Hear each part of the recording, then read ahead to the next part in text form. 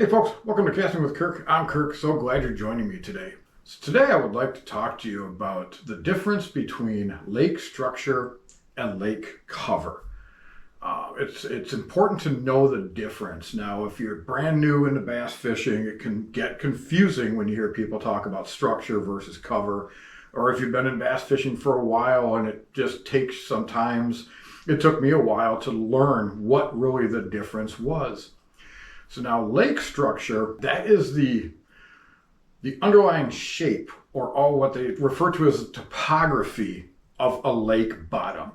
The topography is going to consist of your drop-offs, your points, your creek channels, big humps that are in the water. That's the depth changes in the water system itself that is from the bottom and the edges of the actual lake or river. When you look on a navigation map or a topography map or a lake map and you see all those lines are the depth changes created by that lake structure. The lake structure you can kind of think of as like a house. Now the cover, that's going to be the furniture that's in the house.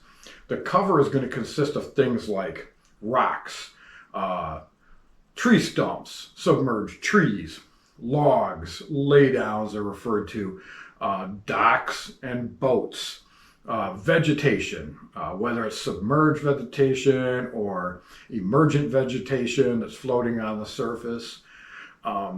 You will also see that stuff on really good topographic navigational maps and lake charts.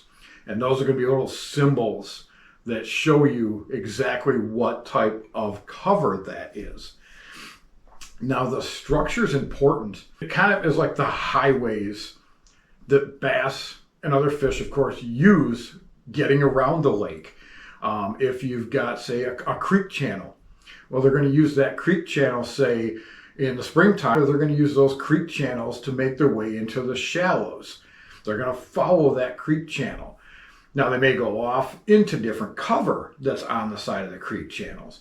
They're going to use ledges and drop-offs to go up and down when it comes to feeding. They're also going to use, sometimes if they've got big humps, they're going to use that structure to go up into the shallows, maybe feast or spawn, and then go back down into the deeper areas.